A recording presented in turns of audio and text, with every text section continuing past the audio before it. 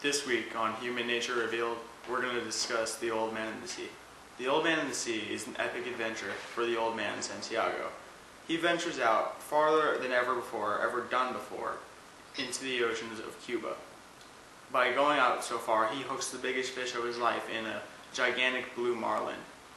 He fights this fish for 3 days and 3 nights, and his body is put through intense suffering through these. In the end, he hooks the fish and proceeds to kill the fish, strapping it to the side of his boat.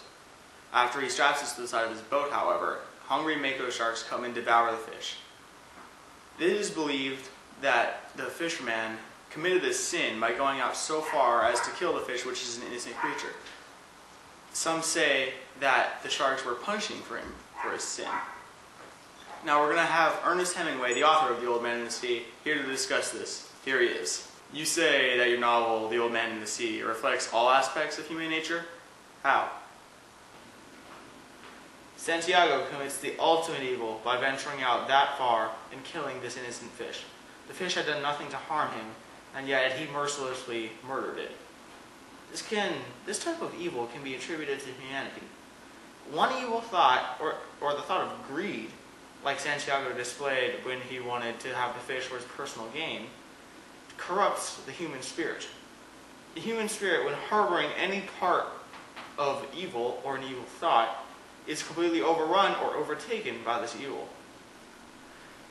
All in all, the human spirit, through its choices and willingness to be pure or unpure, determines if it is a dominant force for good or for evil.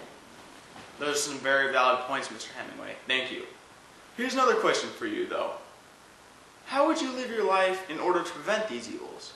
How would you tell others to live their life as well? Good question. This brings me to another point that I try to emphasize in my novels, the way to escape these evils. In my honest opinion, there are two very strong methods in which to escape these evils: Christianity and a strong sense of self-pride. Christianity is a very important part of my life. I like to think I'm a devout Christian. I think I'm one with God. God acts to cleanse the human spirit. It acts to remove sins. So, like I said with Santiago, he was tainted by the evil that the marlin showed, the greed for the marlin. He prayed to God multiple times to keep his head pure and to keep him on task for killing the fish. But at the end he faltered and began not to pray, and after that he murdered the fish and the sharks devoured it. This shows how when humanity is loyal to God, it is rewarded. But when it's not, the evils of humanity strike them down. Here's my second point: the strong sense of self-pride. When humanity has a strong sense of self-pride, evil thoughts can't permeate that. The self-pride in general overrules any negative thoughts. Negative thoughts create evil, evil harbors more evil, and it eventually festers and makes the humanity completely evil and the being of evil. However, with the strong sense of self-pride, the hopes and expectations of this person are enormous. They don't let any negative thoughts in, therefore no evil can come of this. The way to prevent any evil in your life is to have such a strong sense of self-pride that you cannot be affected by the evils. Thank you for that, Mr. Hemingway. Do you have any closing statements to make? Yes, I do. I want to make sure that all the viewers know the true potential of humanity is limitless.